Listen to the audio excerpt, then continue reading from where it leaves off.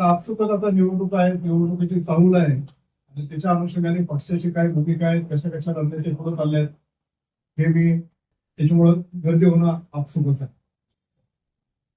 आता जिल्हा परिषदच्या निवडणुका आणि पंचायत समितीच्या निवडणुका इथे काही दिवसात जाहीर होणार आहे. उद्या परवा नगरपालिकेची निवडणुका जाहीर होणार. नगर परिषद जुन्नर मधल्या सर्व राष्ट्रवादी काँग्रेस पक्षाच्या कार्यकर्त्यांची संघटनेची मीटिंग जिल्हाध्यक्ष प्रदीपदादा कारंडकरने घेतली. त्यांनी आवाहन केलं की जे जे इच्छुक असतील त्या इच्छुकांनी शहर अध्यक्ष पापासाहेब खोत आणि माझ्याकडे इथं सुपूर्द करायला सांगितलं. मला सर्वांना आवर्जून सांगायचं की जुन्नर शहरामध्ये 20 जागा आणि नगराध्यक्षाची जागा याच्या करता इच्छुकांचे अर्ज आलेले सगळ्याचे सगळं कुठला पक्ष असतो तो फक्त राष्ट्रवादी म्हणून. हा विश्वास हा राष्ट्रवादी काँग्रेस पक्षाच्या प्रती आहे, दादांच्या प्रती आहे आणि आपण आजपर्यंत काम केलं त्याच्या प्रती आहे. गटाची स्थापना झाली जिल्हा परिषदेचे, आरक्षण पडलं आणि आरक्षण पडल्यानंतर तिथल्या पुढच्या 8 दिवसातच राष्ट्रवादी काँग्रेस पक्ष या तालुक्यातला एकमेव पक्ष आहे की ज्याच्याकडे प्रत्येक गटामध्ये 2-2, 3-3 प्रत्येक गणामध्ये 2-2, 3-3 इच्छुकांची संख्या ऑलरेडी मला भेटून सुद्धा गेली आणि त्यांनी असे पोस्टर लावायला पण सुरुवात केली. असे बऱ्याच ठिकाणी एक तर म्हणजे फिक्स उपसभापती असेल आणि मग ठीक आहे, आता उमेदवाराचा तो अधिकार आहे. प्रदीप दादा मला तुम्हाला इथं सांगायचं आहे, आपल्याला आघाडी करायची, युती करायची, काय करायचं, आपल्या पक्षातच एवढी इच्छुकांची संख्या आहे तर प्रत्येकाला न्याय कसा द्यायचा हा आपल्या समोर खरा तर पक्ष आहे. कोणाला उमेदवारी द्यायची आणि कोणाला बसवायचं हा प्रश्न आहे. सर्वच ताकदीचे आहे, सामंजस्याने आपण भूमिका पुढे घेणार आहे. मी आज तुमच्या सगळ्यांच्या समोर सांगतोय की जुन्नर तालुक्यातली नगरपालिकेची निवडणूक, जिल्हा परिषद आणि पंचायत समितीची निवडणूक राष्ट्रवादी काँग्रेस पक्ष स्वबळ आणि स्वतंत्र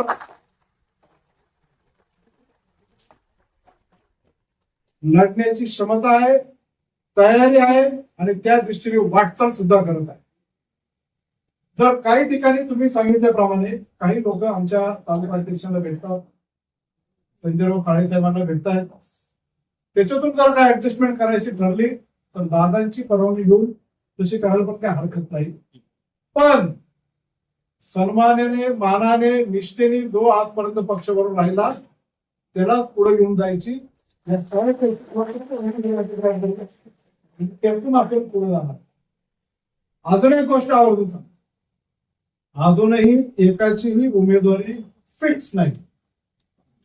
बरेच जण सांगतात की मला अमुकने सांगितलं, यांनी सांगितलं. काही संघटनेमध्येच पदाधिकारी काही ठिकाणी मेळावे घेऊन किंवा काही ठिकाणी असेल त्यांनी जाहीर सुद्धा केलं की हा राष्ट्रवादी उमेदवार. तसं काही झालेलं नाही. जे जे इच्छुक असतील, जे जे पक्षाचे जे ओरिजिनल कार्यकर्ते असतील त्यांचे जे इच्छुकाचे फॉर्म जिल्हाध्यक्षांनी सांगितल्याप्रमाणे केले, त्याचं निवड विपक्ष श्रेष्ठी सुद्धा दादा, जिल्हाध्यक्ष, आम्ही सगळ्यांना मिळून करणार. जे इतर पक्षातले आपल्याकडे इच्छुक असतील त्यांनी पहिला पक्ष प्रवेश करावा, राष्ट्रवादी काँग्रेस पक्षाचं सदस्यत्व घ्यावं, त्यानंतर पक्षाचे प्रमुख त्याचा विचार करेल. अशा प्रकारची भूमिका आदरणीय दादा आणि आम्ही सर्वांनी घेतलेली आहे. आता बरेच जण आहेत, आता आपल्याला आता राष्ट्रवादी काँग्रेस पक्षामध्ये आता पराभव झाला नसतो. निवडणुकीचे पूर्वी स्थित्यंतर घडली, राष्ट्रवादीची 2 फळ्या झाल्या आणि 2 फळ्या झाल्यानंतर आपल्या फाटाफूट खूप मोठ्या प्रमाणामध्ये झालेलं आपल्याला पाहिलं. अनेकांना प्रश्न होतो काय करावं काय करावं. काही स्थानिक नेतृत्व जे पलीकडे गेले असतील, ठीक आहे, अतुल बेन तिकडे देणार आहे, हा तर आपल्याकडे रोज आहे म्हणून तो तिकडे थांबतो, आज इकडे बसलाय. का त्याला कळालंय की नुकसानचा निर्णय आपण जो घेतला. काही तर इतक्या संभ्रमात गेले की ते तटस्थ राहील की नको बा इकडे बी नको. काही काळ मी पण होतो त्याचा भागचा मला बसतो. पण ठीक आहे, आपल्या कुटुंबातले जे लोक आहेत, आपण एक दिलाने एक विचाराने आता पुढे जाण्यासाठी आपण तयारी करतोय. पण इतर पक्षाचे नेते जे विधानसभेला उभे होते ते कुठे आहेत? आपलेच बांधव जे पलीकडे गेले होते त्यांनी आता तहसीलदारला फोन करण्यासाठी गावात जर काही प्रश्न असेल तर कोणाला फोन करायचा, कोणाला भेटायचं, हा प्रश्न त्यांच्यामध्ये आहे. त्यांचे जे एक नेते आहेत ते महिन्यातून एक दिवस येणार, एक दिवस आल्यानंतर रोज कोण न्याय देणार. विधानसभेला जे लढले त्यांची काय परिस्थिती मी काय वेगळी सांगायची गरज नाही. तो गडी बिचारा चांगला आहे, तो परिस्थितीने पुढं कसं जावं हा प्रसंग आहे. तसं तर आपण करत नाही. वल्लभशेठ बेनके साहेबांनी 2014च्या निवडणुकीच्या आधी मला सांगितलं होतं, तू लढतोय खरा, पराभव जरी झाला तरी शेवटच्या श्वासापर्यंत लोकांची सेवा आणि नाड तुटली त्यांची नाही. त्यांनी कुठून दिली नाही. आणि विजय जरी झाला, पराभव झाला, सत्तेत असलो, पद असू नसो, पण माझ्या तालुक्यातल्या माझ्या लोकांसाठी, सर्वसामान्य गोर गरिबांसाठी हे आम्ही लढतच आहात. आणि म्हणून ही जी जिल्हा परिषद पंचायत समितीच्या निवडणूक आहेत त्याचा पक्षाच्या वतीने प्रोग्राम जाहीर करण्यासाठी आज इथे जिल्हाध्यक्ष आले. ज्यांना ज्यांना पक्षाकडून लढण्याची इच्छा असेल त्यांनी इथं जो काय फॉर्म पांडुरंग पवार साहेब आम्ही इथं डिस्ट्रीब्युट करणार आहे. आपल्याला सर्व माहिती इथं पुष्कर पीएल म्हणून असतो, त्याच्याकडे तुम्ही तो फॉर्म भरा. इथं जर भरायचा नसेल तर जिल्हाध्यक्षांचा नंबर किंवा त्यांचा जो नंबर असेल तर मी सांगतो, तुम्ही डायरेक्ट जिल्हाध्यक्षांकडे दिला तरी काही हरकत नाही. पुढची जी 10 तारीख आहे ही शेवटची तारीख जिल्हा राष्ट्रवादी काँग्रेस पक्षाने त्याच्या आज सगळ्यांना ते अर्ज जिल्हा परिषदच्या आणि त्याच्यात तुम्हाला दाखल करायचे आहे. आणि म्हणून जिथे जिथे जे जे इच्छुक असतील त्याच्यातून सगळे लोक आपण एकत्रित मिळून अजितदादा ठरवून त्यांच्या पद्धतीने त्यांच्या यंत्रणा लावून निवडून कोण चांगल्या पद्धतीने येऊ शकतो ही सगळी चर्चा करून तिथून आपण अंतिम निर्णय करणार. म्हणून आपल्या सर्वांना प्रत्येकाला माझी इथे विनंती आहे की ज्यांची ज्यांची इच्छा असेल त्यांनी पुष्करकडे फॉर्म भरावा. ज्यांची पक्षाकडून इच्छा असेल आणि ती इतर पक्षात असेल त्यांनी तालुका अध्यक्ष पांडुरंग पवार साहेब यांच्याकडे, माझ्याकडे, अन्य कोण नेते असतील संपर्क साधून त्यांचा पक्ष प्रवेश पहिला केला जाईल, त्याच्यानंतर पक्ष त्याचा विचार करेल. एवढं या निमित्ताने सांगतो. सर्व इथं मोठ्या संख्येने आलात. आपण जर पाहिलं तर 8ही गट आणि नगरपालिकेच्या सगळ्या तिथं लोकांचा विश्वास आणि तिथं लोकांचा कल अशा पद्धतीने ताकदीने दादांच्या नेतृत्वाखाली पुढे जाण्यासाठी करायचं आहे हे आपण पाहतो. नगरपालिकेची मतदार यादी अंतिम झाली आणि अंतिम ज्या दिवशी जाहीर करायची होती त्या दिवशी जाहीर तर झालीच, त्याच्या दुसऱ्या दिवशी पण काही बदल करण्यात आला असे काही लोकांनी मला सांगितलं. त्या बाबतीतची माहिती मी निश्चित प्रकारे सीओन कडून घेईल. तसं जर झालं असेल तर सीओनी चुकच केलेली आहे त्याच्या बाबतीची तक्रार जिल्हाध्यक्षांना पण आम्ही सांगितले. आम्ही कलेक्टर आणि निवडणूक आयोगाकडे करणार की ज्या दिवशी जी तारीख होती मतदान जाहीर करायची, जाहीर केल्यानंतर जी बदलली त्याला आम्हाला आक्षेप आहे. सुधारणा करण्यासाठीच आपण ते करतोय आणि ती सुधारणा करूनच घेतल्याशिवाय आपण राहणार नाही असा प्रकारचा विश्वास तुम्हाला सर्वांना करतो.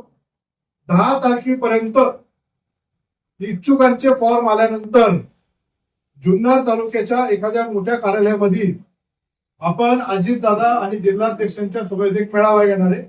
सर्व इच्छुक जे असतील त्यांच्या बरोबर स्वतः अजितदादा पर्सनली त्यांच्यावर बोलणार आणि त्यांच्यावर बोलून त्यांच्यावर चर्चा विनिमय करून त्यानंतर निवडणुकीचा प्रोग्राम झाल्यानंतर ती फायनल आपली उमेदवारी यादी जाहीर होईल. त्याच्याकरता ज्यांची इच्छा असेल त्यांनी द्या. नगरपालिकेची दिलेलीच आहे. फक्त दादांशी आम्ही चर्चा करून त्यांचा वेळ थोडासा जर अधिक मिळाला तर ग्रामीणचा वेगळा मिळावा आणि शहरचा वेगळा मिळावा असं करण्याची आमची तयारी आहे. पण दादांची जर वेळ नसेल तर दोन्ही आपल्याला एकत्र करून तो मेळावा पुढे घ्यायला लागेल एवढं या निमित्ताने सांगतो. आणि मी तुम्हाला सर्वांना आश्वासित करू इच्छितो, निवडणूक राष्ट्रवादी काँग्रेस पक्षाने अत्यंत गांभीर्याने घेतली आहे. सर्व स्तरावर ताकदीने तुमच्या पाठीमागं अजितदादा पवार साहेब असेल, माझ्या समेत सगळ्या व्यासपीठावरची नेते मंडळी भक्कमपणे उभं राहणार आहे. ज्यांनी ज्या ज्या संस्थेमध्ये राष्ट्रवादी काँग्रेस पक्षाचा लाभ करून घेतला असेल तो जर या निवडणुकीमध्ये उतरला नाही तर त्याला त्या संस्थेमधून कसा पाय उतार करायचा याचा पण निर्णय हात धरला सर्वांनी खबरदारीची घेतली पाहिजे एवढंच या निमित्ताने सांगतो.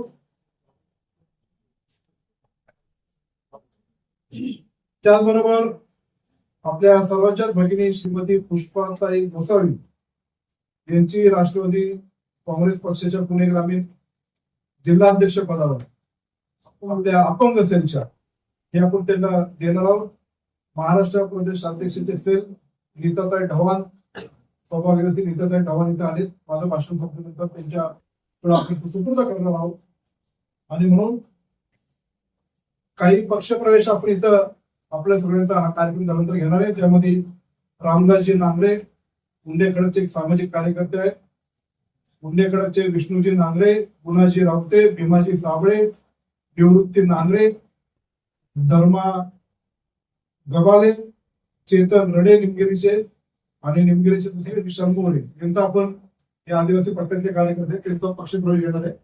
परत एकदा सांगतो, उमेदवारी अजून कोणाची निश्चित नाही. पक्षाच्या या प्रोसिजरनुसार ज्यांची अंतिम जाहीर होईल तोच उमेदवार समजावा एवढं या निमित्ताने सांगतो. तुम्ही सर्व इथं आला, तुमचं मनपूर्वक आभार मानतो. आणि पत्रकार बांधवांना आपण इथं मुद्दावून बोललो होतं, त्यांचे काय प्रश्न असतात तर फक्त 2-3 प्रश्न आपण घेऊ आणि ही मीटिंग आपण नंतर संपून जाऊ. धन्यवाद.